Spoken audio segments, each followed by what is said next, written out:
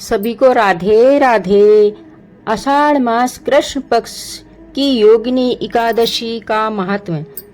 इस एकादशी का व्रत करने से 88,000 ब्राह्मणों को भोजन कराने से जो फल मिलता है वो इस एकादशी के व्रत करने से मिल जाता है। तो सुनिए इस एकादशी की कथा। युधिष्ठिर ने पूछा, वासुदेव, आषाढ़ के कृष्ण पक्ष में जो एकादशी होती है उसका क्या नाम है? कृपया उसका वर्णन कीजिए। भगवान श्री कृष्ण बोले, निरपश्रेष्ठ, आषाढ़ कृष्ण पक्ष की एकादशी का नाम योगिनी है। यह बड़े बड़े पातकों का नाश करने वाली है। संसार सागर में डूबे हुए प्राणियों के लिए यह सनातन नौका के समान है। तीनों लोकों में यह सारभूत व्रत है। अलकापुरी में राजाधिराज कुबेर रहते हैं। वे सदा भगवान शिव की भक्ति में तत्पर रहने वाले हैं। उनके हेममाली नाम वाला एक यक्ष सेवक था जो पूजा के लिए फूल लाया करता था। हेममाली की पत्नी बड़ी सुंदरी थी। उसका नाम विशालाक्षी था। वह यक्ष कामपाश में आबद्ध होकर सदा अपनी पत्नी में आसक्त रहता था। एक दिन की बात है, हेममाली मानसरोवर से फूल लाकर अपने घर में ही ठहर गया और पत्नी के प्रेम का रसास्वादन करने लगा। अतः कुबेर के भवन में न जा सका। इधर कुबेर मंदिर में बैठकर शिव का पूजन कर रहे थे। उन्होंने दोपहर तक फूल आने की प्रतीक्षा की। जब भगवान की पूजा का समय व्यतीत हो गया तो यक्षराज ने कुपित होकर सेवकों से पूछा, यक्षो, दुरात्मा हेममाली क्यों नहीं आया?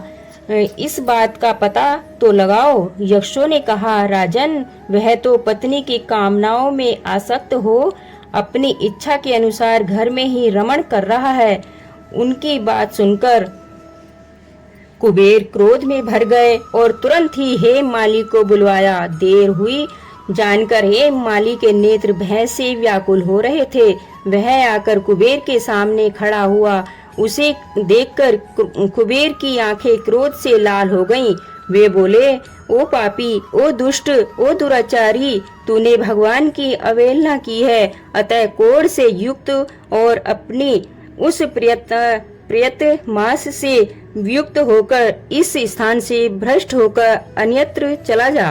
कुबेर के ऐसा कहने पर वह उस स्थान से नीचे गिर गया। उस समय उसके हृदय में महान दुख हो रहा था। कोढ़ों से सारा शरीर पीड़ित था, परंतु शिव पूजा के प्रभाव से उसकी स्मरण शक्ति लुप्त नहीं होती थी। पातकों से दबा होने पर भी वह अपने पूर्व कर्म को याद रखता था। तदंतर इधर उधर घूमता हुआ वह पर्वतों में श्रेष्ठ मेरुगिरी के शिखर पर गया। वहां उसे तपस्या के पुंज मुनिवर मार्कंडे जी का दर्शन हुआ। पाप कर्मों यक्ष ने दूर से ही मुनि के चरणों में प्रणाम किया। मुनिवर मार्कंडे ने उसे भय से कांपते हुए देख परोपकार की इच्छा से निकट बुलाकर कहा, तुझे कोढ़ के रोग ने कैसे दबा लिया? तू क्यों इतना अधिक निंदनीय जान पड़ता है? यक्ष बोला, मुने, मैं कुबेर का अनुचर हूँ। मेरा नाम हेममाली है। मैं प्रतिदिन मान सरोवर से फूल ले आकर शिव पूजा के समय कुबेर को दिया करता था। एक दिन पत्नी सहवास के सुख में फंस जाने के कारण मुझे समय का ज्ञान नहीं रहा।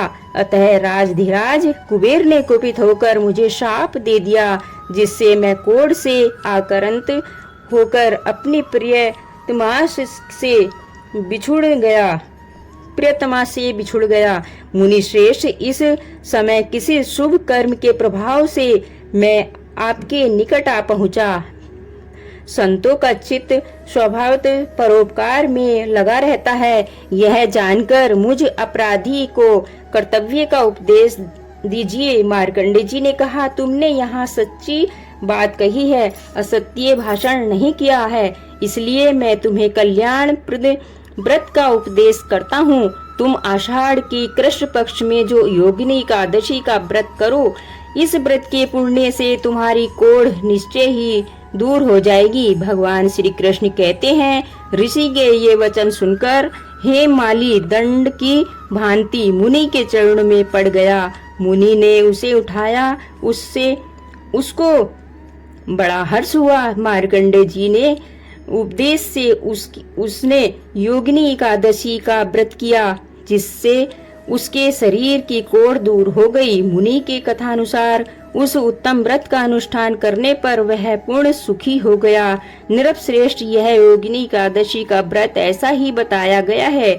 जो 88,000 ब्राह्मणों को भोजन कराता है, उसके समान ही फल उस मनुष्य को मिलता जरूर है जो योगिनी एकादशी का व्रत करता है। योगिनी महान पापों को शांत करने वाली और महान पुण्य फल देने वाली है।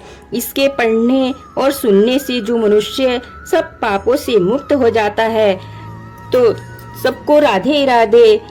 यह व्रत 11 तारीख दिन शनिवार को किया जाएगा। इसका पारण समय 5:36 से लेकर 12 तारीख 8:10 को पारायण होगा। तो तब तक के लिए राधे राधे। अगर वीडियो थोड़ी सी भी अच्छी लगी हो तो प्लीज लाइक शेयर करना, और जो मेरे चैनल पर नए हैं तो इस चैनल को मेरे सब्सक्राइब कर लेना। तो तब तक के लिए राधे राधे। श्रीमन नारायण नारायण नारायण, लक्ष्मी नारायण।